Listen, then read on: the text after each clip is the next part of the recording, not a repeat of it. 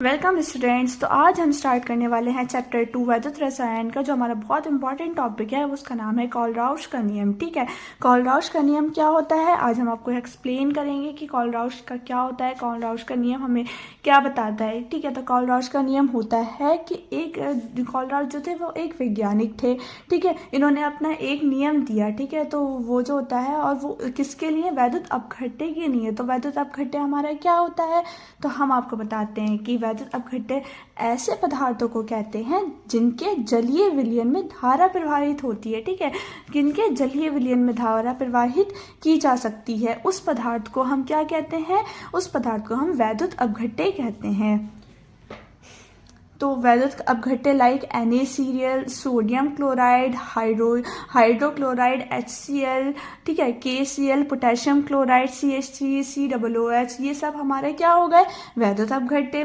ठीक है, तो ये सब हमारे वैद्युत अपघट्य हो गए। तो जैसे हमने एक जार लिया, देखिए जैसे हमने ये जार लिया, इसमें हमने क्या घोल दिया, NaCl को घोल दिया हमने इसमें। ठीक है, तो जब NaCl हमें देखेंगे, जब हम NaCl को घोल देते हैं तो NaCl इसमें क्या हो जाता है, वियोजित हो जाता है। वियोजित होने का मतलब क्या होता है, टूट जाता है। ठीक है, देखिए मैं आपको बताऊं, अब हमने क्या लिया, ये NaCl ले लिया हमने ये। ठीक है, अब NaCl हमारा ये हो गया, तो Na ये हमारा पॉजिटिव हो जाएगा, प्लस Cl ये हमारा क्या हो जाएगा, नेगेटिव हो जाएगा। ठीक है, ये हमारा क्या हो गया, वियोजित हो गया NaCl। अब हमने इसमें जब घोला NaCl एक जार में, तो हमने NaCl जब घोला तो NaCl टूट गया, वियोजित हो गया। तो ये क्या हो गया हमारा, Na पॉजिटिव और Cl हमारा नेगेटिव हो गया। तो इसका क्या हो जाता है, अपघटन हो जाता है। क्या हो जाता है, इसका डिफ्यूजन हो जाता है।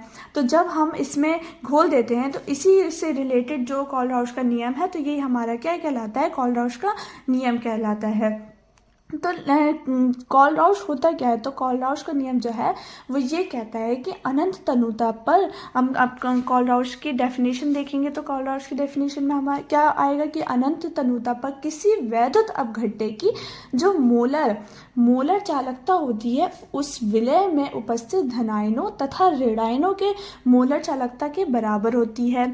ठीक है, तो यही हमारा क्या होता है, कोलराउश का नियम। तो क्या होता है, ये हमारा कोलराउश का नियम कहलाता है। ये बहुत ही सिंपल सा नियम है जो मैंने आपको एक्सप्लेन किया है। ठीक है, तो अब मैं आपको इसकी डेफिनेशन बताती हूँ।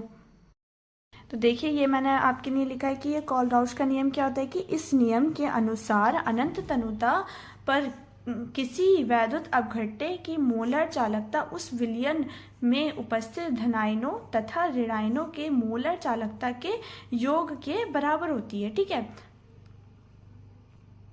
तो देखिए इसका जो फॉर्मूला है वो क्या कह रहा है कि किसी अनंत तनुता पर, अनंत तनुता को हम किससे शो करेंगे, ऐसे शो करेंगे, अनंत तनुता पर कि NaCl ले लेंगे। अब विद्युत अपघट्य हमारा क्या होगा, NaCl हो जाएगा, हमारा NaCl हो जाएगा वैद्युत अपघट्य को, वैद्युत अपघट्य धनायनों, अब हम इसको क्या ले लेंगे, धनायन हमारा Na प्लस धनायन हो गया, तथा ऋणायनों हमारा क्या हो जाएगा, अंत तनुता पर तो ले रहे हैं हम, ये अनंत तनुता पर तो ले रहे हैं, तो ये क्या हो जाएगा, ऋणायनों तथा धनायनों तथा ऋणायनों। ये हमारा धनायन आ गया और ये हमारा क्या आ गया, ऋणायनों में आ गया।